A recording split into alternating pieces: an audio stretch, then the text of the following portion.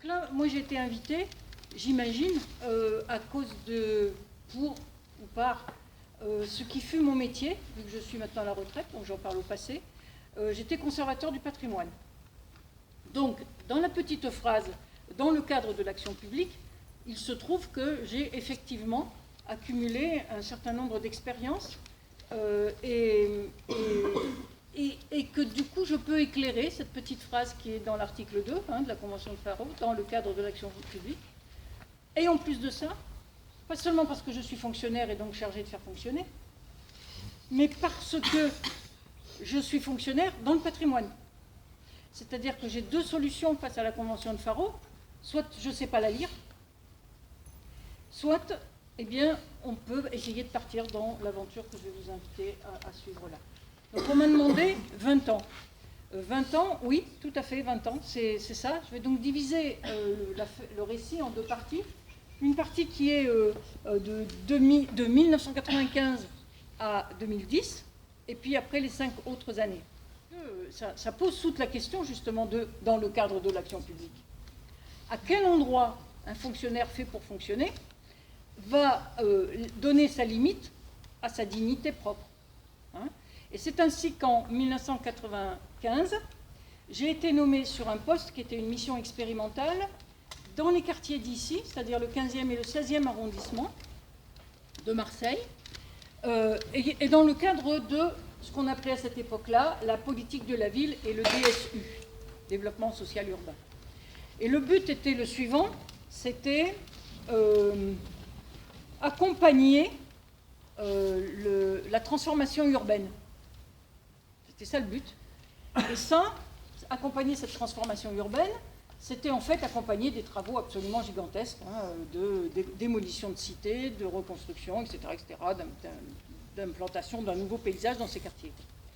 Accompagner la mutation urbaine, et donc là, cette mission, elle était portée par trois grandes institutions, la ville, l'État et le Conseil de l'Europe, comme autorité de tutelle par rapport à l'application des principes qui étaient écrits dans la Convention, c'est-à-dire approche intégrée du patrimoine.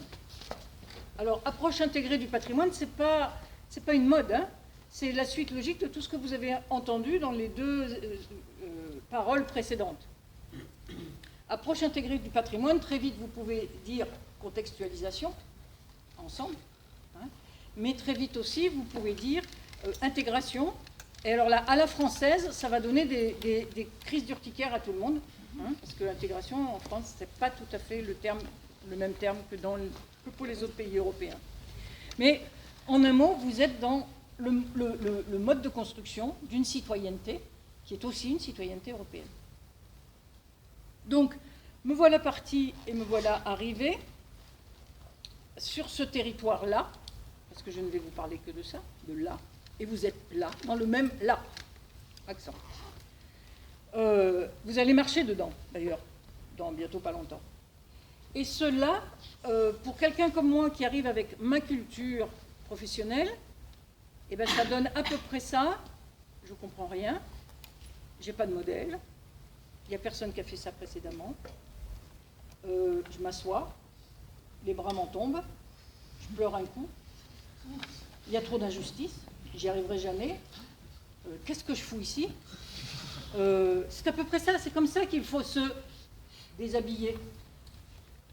Et il vient là le déshabillement. C'est pas pour l'autre, c'est pour soi-même. Vous voyez? Et ça, c'est aussi ce déshabillement de nos savoirs. Il faut arriver à être cru, il faut arriver à l'os. Voilà. Et quand vous êtes arrivé à l'os, là, vous pouvez commencer à réfléchir. C'est-à-dire vous dire, attends, mais tout ce que je viens de dire là, cette injustice, toutes ces choses-là, ben, c'est notre patrimoine. J'arrive dans des quartiers de ville qui ont lutté, ils ont un patrimoine de lutte, parce que c'est les grands quartiers communistes de Marseille, c'est les grands quartiers parce que communistes mis au banc de la ville par de fer, c'est les grands quartiers de savoir-vivre ensemble, donc j'ai rien à apprendre, voilà, sauf à moi à m'apprendre.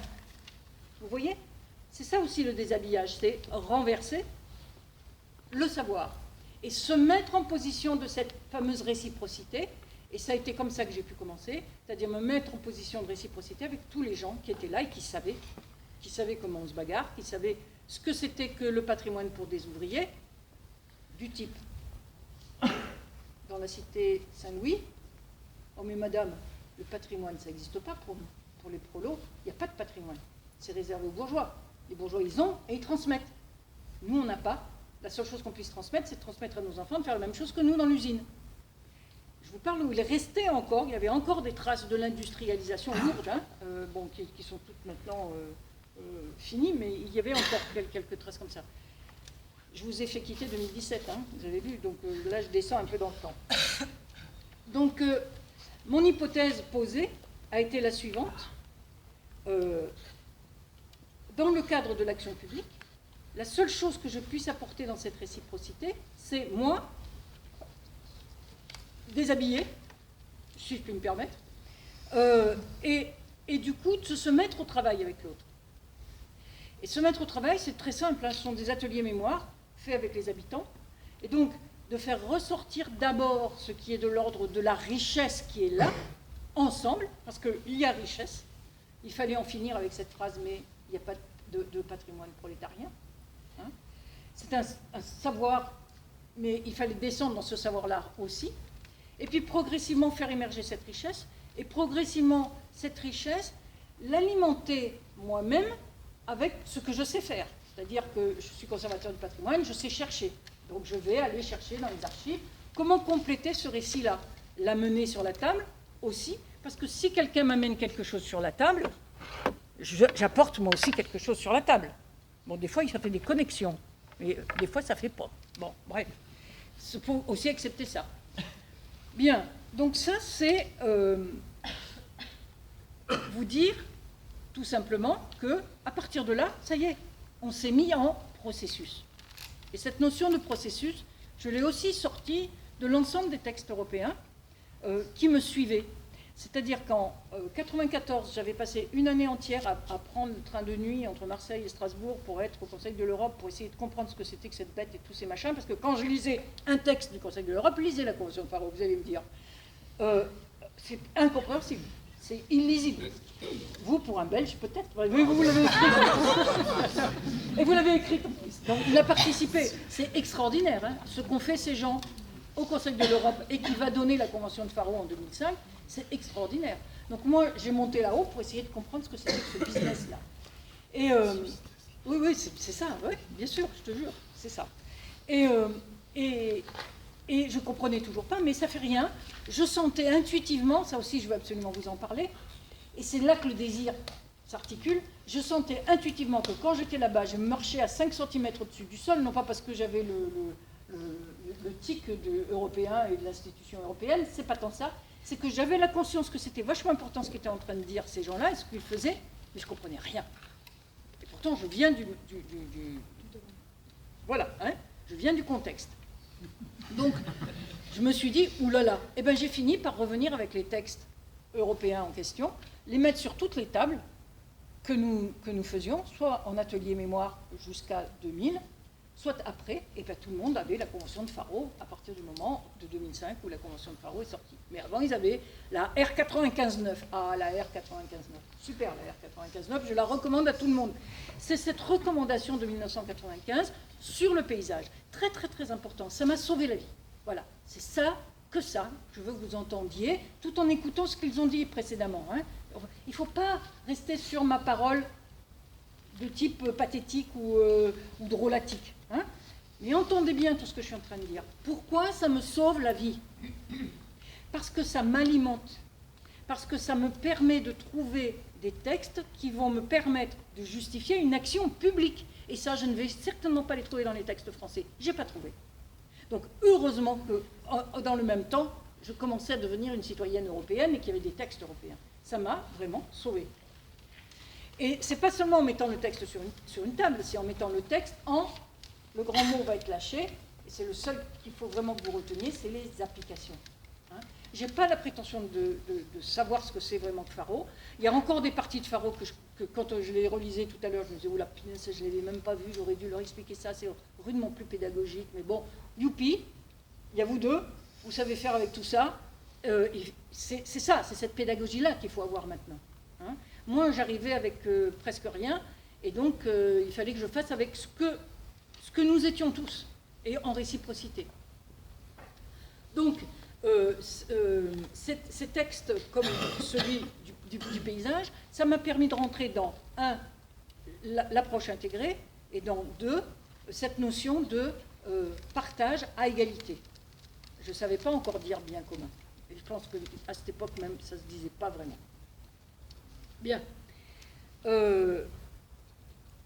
Oui, voilà, je tourne la page. Donc, qu'est-ce que j'ai fait, si je devais le résumer, et qu'est-ce que nous avons fait ensemble à partir du moment où on se mettait comme ça dans ce « je te donne, tu me donnes ». Nous avons fait donc ces ateliers mémoire, nous avons fait ce processus dont je parlais, et à partir de là, progressivement, des formes qui nous ont toutes et tous surprises et surpris, c'est des formes nées de ça, et qui sont des balades. Comment c'est venu? C'est venu en 2000, par exemple. Vous allez voir, c'est très facile comme naissance. Hein. C'est très naturel. C'est de dire, ah, c'est très bien notre réciprocité, mais et si on faisait cause commune et qu'on le mette en face d'un public? Ça, c'est dans le cadre de l'action publique aussi. Hein. Qu'on le dise au public, qu'on le montre au public, qu'on le partage avec le public, qu'on le déguste avec le public. Et c'est comme ça qu'on a lancé des balades, personne dans ce processus, toute personne dans ce processus, dont moi-même, qu'on a lancé des balades ouvertes au public à partir de 2000, sur l'ensemble du territoire des 15e et 16e. Voilà. Ces balades, c'est très très intéressant parce que, métaphoriquement, hein, ça veut dire marcher dans cet échange entre les personnes. Hein, et marcher dans cet échange avec le paysage, marcher dans cet échange avec les personnes qui venaient aussi. Balades publiques donc, et qui vont nous amener ainsi assez naturellement jusqu'au GR 2013. C'est né pour beaucoup de ces expériences-là, de ces applications-là, on peut dire, menées sur le territoire ici. Puis après, nous on ne disait pas trop réciprocité. Mais j'ai trouvé ça tellement beau tout de suite que je me le suis réapproprié. Hein. Il faut toujours réapproprier-vous tout le machin, là, il faut goûter à tout. Christine, moi je disais... Il n'y a pas que des gens du coin, donc dis en 2 mots ce que c'est le GR 2013. Vous en avez besoin? D'accord. Il y a des gens qui ne savent pas ce que c'est. D'accord. Alors, GR 2013. Pourquoi pas GR 13? Mais GR 2013, c'est parce que ce GR, ce sentier de grande randonnée, est né pour l'année européenne de la culture, capitale européenne de la culture, Marseille, en 2013. Et en fait, c'est un moment où nous avons regroupé à Marseille toutes les forces qui, dans des contextes complètement différents, marchaient déjà. Et regroupées sur ce projet qui était de créer une grande boucle en forme de signe de l'infini et qui allait tourner autour de l'étang de Berre, la question paysage, ça va à peu près, et autour des grandes montagnes de l'autre côté, l'Étoile et la montagne Sainte-Victoire. D'accord? Et cette grande boucle allait donner lieu à un topo-guide, on le faisait avec les associations de marcheurs et de randonneurs, allait donner lieu à un topo-guide, allait donner lieu à encore du travail aujourd'hui qui se continue sur cette grande boucle.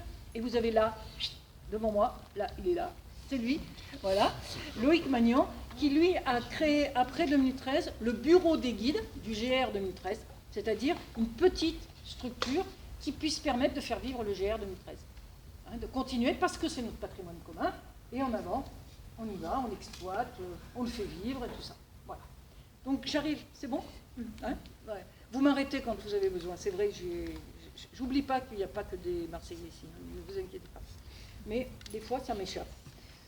Donc moi, je ne disais pas réciprocité, nous ne disions pas réciprocité, nous disions coopération. Voilà. Et c'est comme ça aussi, dans les applications, qu'est née très naturellement la notion de coopérative. C'est-à-dire, on a commencé avec cette notion qui est dans la Convention de Faro dès 2005, qui était la notion de communauté patrimoniale. Donc on faisait des communautés patrimoniales. On créait des communautés patrimoniales dans les différents quartiers à partir des différentes choses qui étaient désignées par les personnes comme étant leur patrimoine. D'accord? Alors ça pouvait aller d'un patrimoine de savoir-faire à un patrimoine de savoir-vivre, à un patrimoine d'architecture, à un patrimoine d'archéologie, un patrimoine, tout ce que vous voulez. Voilà, ce qui était désigné comme patrimoine. Et bien d'ailleurs, ça aurait été beau de se dire que c'était patrimonial, de dire que le patrimoine, c'est pas fait pour les prolos. Ça, je crois qu'on l'a jamais fait, ça, mais dans le processus en question. Bien. Et ces communautés patrimoniales, très naturellement, elles sont devenues une coopérative, mais pas tout de suite, tout de suite. Avant ça, il y a eu un épisode sur lequel il faut absolument que nous arrivions, qui est toujours le moment de négativité totale, c'est-à-dire après avoir été déshabillé, ça marche bien, on arrive à poser progressivement les applications que nous créons, et puis un beau jour, boum, on se coince sur une question, mais là, on est en train de faire du localiste. Comment on fait avec la France? Et donc, va chercher les textes français, ou va chercher à appliquer les textes européens dans le contexte français. C'est là où on est arrivé. Donc, je prends le contexte français et j'essaye d'appliquer les principes de l'approche intégrée du patrimoine, de la Convention de Faro, de la communauté patrimoniale, etc. etc. Bon, ça, vous en avez bien parlé tout à l'heure quand vous avez dit pour la France une notion de communauté. Vous ne pouvez pas savoir à quel point les crises urticaires, là, ça devient terrible. Je me demande comment la sénatrice Blandin arrivait à passer pour faire arriver 2 mots dans les lois françaises, 2 mots, hein, dans une loi qui s'appelle Nôtre, en plus, et qui nous permet maintenant d'avoir dans les textes français, enfin, quelques éléments qui puissent nous permettre, tranquille, de faire tout ce que je raconte. Mais moi, je n'avais pas ça. Hein. Ça, c'est 2016. Hein. Donc, nous, on se dit communauté patrimoniale, coopération, et du coup, on se dit, et c'est là où c'est là, c'est le grand saut dans l'inconnu, puisqu'il faut arriver à faire ça en France, il faut qu'on change le rapport de force, il faut qu'on ait un rapport de force suffisant. Donc il faut qu'on aille chercher nos élus. Vous en parlerez, hein, j'espère, hein, de tout ça. Hein. La place de l'élu, c'est vraiment fondamental. On va chercher nos élus, mais pas de peau. On arrive dans un contexte où, en France, on est à 3e crise d'urticaire. Celle-ci, c'est contre les élus. Tous pourris, tout ça, vous connaissez par cœur. Donc, Donc, on va. On tente. Donc, premier acte, à la mairie de secteur. Ici, on est dans le cadre de la loi PLM. Hein, pour ceux qui sont... Vous êtes tous français, ou à peu près, loi PLM, la loi Paris-Lyon-Marseille. Paris-Lyon-Marseille, dans les 3 grandes villes, reprises avec un petit clin d'œil sur le PLM, qui était l'ancienne nomination du transport en commun ferroviaire qui descendait de Paris-Lyon à la Méditerranée. C'était pas Marseille, le M, c'était Méditerranée. Et puis ça descendait forcément. C'est bizarre, les cartes qui descendent et qui ne remontent jamais. C'est drôle, hein, quand même. Hein. Bon. Bref. Et ça, j'ai pas perdu le fil, vous inquiétez pas. Ça voulait dire, allez chercher donc notre maire de secteur. Bonjour Madame Samia. Allez chercher notre maire de secteur et voir avec elle à quel niveau nous pouvions faire réciprocité. Elle a tout de suite pigé. Et elle nous a proposé de créer, au sein de la mairie de secteur, une commission patrimoine. Ça, c'est les mots, vous savez, les vieux mots. Hein. Ah, aujourd'hui, on dirait, c'est pas très rock'n'roll. Hein. Aujourd'hui, on dirait autre chose. Mais voilà, commission patrimoine. Ce qui permettait à toutes les communautés patrimoniales des différents quartiers de se retrouver autour d'une table avec l'élu. Plus un deuxième élu, travailler avec un deuxième élu qui s'appelle Pascal Régnier, qui était l'élu à la culture sur cette mairie de secteur du 15e, 16e. Et avec elle, nous avions la présidente de cette commission patrimoine. Et ça nous a fait décoller, mais d'un coup. Parce que, d'un coup, on a pu proposer à l'élu et à la maire de secteur, mais si vous vous engagiez sur les principes de la Convention de Faro, je vous rappelle quand même qu'on est dans les quartiers les plus pauvres de Marseille, le 15e, 16e, hein, ça doit être une mairie de secteur dans le cadre de la loi PLM, c'est quand même les quartiers les plus déshérités, pauvres, post-industrialisés, etc. etc. Hein. Donc, on est vraiment dans tout ce qui est de l'ordre de l'impossibilité de faire. Eh bien, la maire de secteur dit, banco, je m'engage par écrit à appliquer les principes de la Convention de Faro. Après, c'est facile, très très facile après. Vous tirez le fil, c'est-à-dire que derrière, vous avez toutes les ensemble en France de gens qui travaillent sur l'approche intégrée du patrimoine, qui travaillent déjà sur les textes de Faro, parce qu'on n'est pas tout à fait isolé, on commence à faire réseau. Et ces gens-là peuvent être, comme en Bretagne, un collectif de villes d'art et d'histoire, comme dans la région parisienne, une ville carrément, comme en Ardèche, il faudra vous raconterez, parce que je ne sais pas en détail, voilà, hein, vous verrez, on verra. Et ça permet immédiatement, oui, de transformer le rapport de force. 2013, pas seulement la capitale européenne de la culture à Marseille, mais aussi un très grand rassemblement des élus du Conseil de l'Europe pour venir voir ces applications qui se faisaient ici. Et tout ce petit monde est parti en balade, comme vous allez faire tout à l'heure. Ou demain, je ne sais plus. Bon, bref, voilà, comme vous allez faire, de toute façon. Donc tout ce petit monde s'en va. Allez hop, des ambassadeurs ceci, des représentants cela. Magnifique. Et tout le monde dans les quartiers ici. Est né au sein du Conseil de l'Europe, une fois que la balade Faro est acquise, arrive derrière le récit Faro. Et c'est là qu'on vient faire la jonction dans l'exercice que vous êtes en train de faire, de réciprocité entre les deux premières paroles et celle-ci, c'est-à-dire comment forme et mots vont se marier pour donner progressivement un espace de reconnaissance entre soi, de plus forte réciprocité. Ça, c'est toujours le plus difficile, hein, parce que vous pouvez vous laisser enfermer dans les formes que vous créez, ou après vous êtes championne du monde des ateliers mémoire. Voilà. Je ne sais pas bien où ça peut nous mener tout ça, hein. En tout cas pas à une réunion comme celle-ci. Voilà. Donc, ce moment-là dont je parle, c'est aussi d'arriver ensemble à poser la bonne question. Et je pense que pour les 15e, 16e arrondissements, la bonne question commence à ressembler étrangement à inventer, là, encore là, un récit métropolitain. Parce qu'auquel cas, si j'invente là un récit métropolitain, je vais ramener la centralité marseillaise à cet endroit-là. Vu que notre métropole, ayez-le quand même dans votre tête. C'est pour ça que j'ai bien répondu à ta question sur le GR, parce que le fameux dessin de la boucle de l'infini, grosso modo, c'est à peu près tout le territoire de la métropole. D'accord ? Donc, des quartiers qui étaient mis au banc à l'autre bout de la ville deviennent la centralité d'une métropole en construction. C'est là les beaux enjeux aussi. Hein, ces glissements de sens et ces glissements collectifs de prise en compte de notre citoyenneté, tout simplement. Hein. Moi, j'aimerais bien être citoyenne de ce centre métropolitain sur le PVAC. Bon, bref, je le fais court. Maintenant, j'arrive à récit Faro. On en est là, aujourd'hui, au sein du Conseil de l'Europe, après la Convention de Faro, après les balades Faro, autre application, les récits Faro. Ça m'amène au deuxième temps. Et là, 2010, 2015. Et là, 2010, eh ben moi, je prends ma retraite. Bon. Et donc, posant le crayon, vu que maintenant, tous les éléments sont bien là et que les quadras sont là pour prendre le relais, hein, merci, il était temps, pour la présidence de la République française aussi, d'ailleurs, il me semble. La bonne question posée, peut-être que c'est la question des quadras. En tout cas, c'est plus la mienne. Très bien, j'ai posé le crayon. En revanche, j'ai une dette. Et c'est ça la réciprocité aussi. On s'engage et on se met des dettes, hein, sur le dos.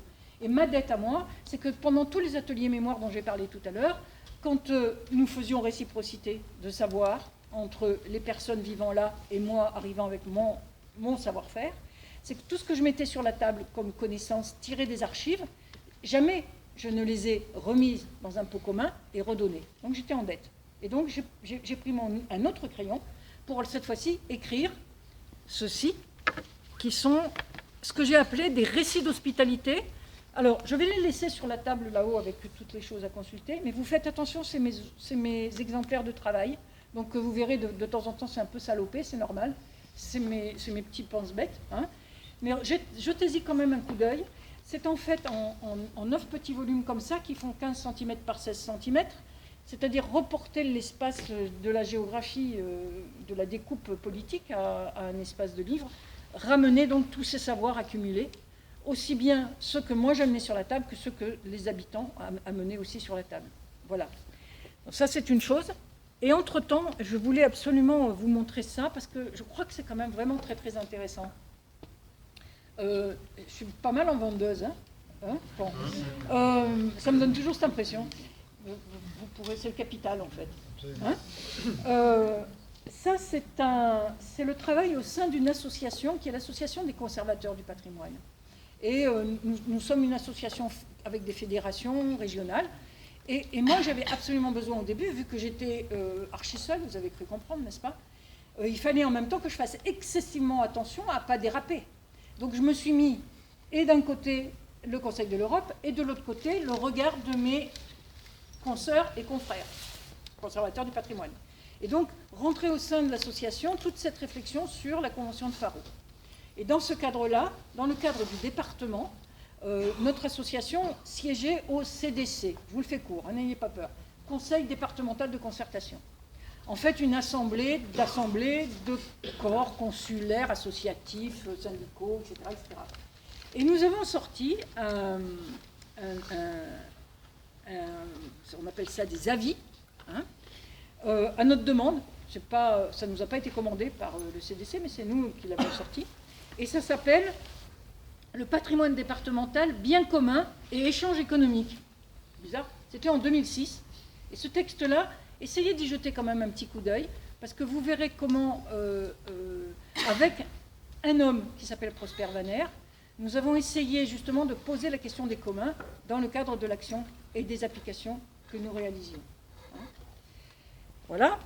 Donc, j'en reviens à mes récits. J'ai presque fini.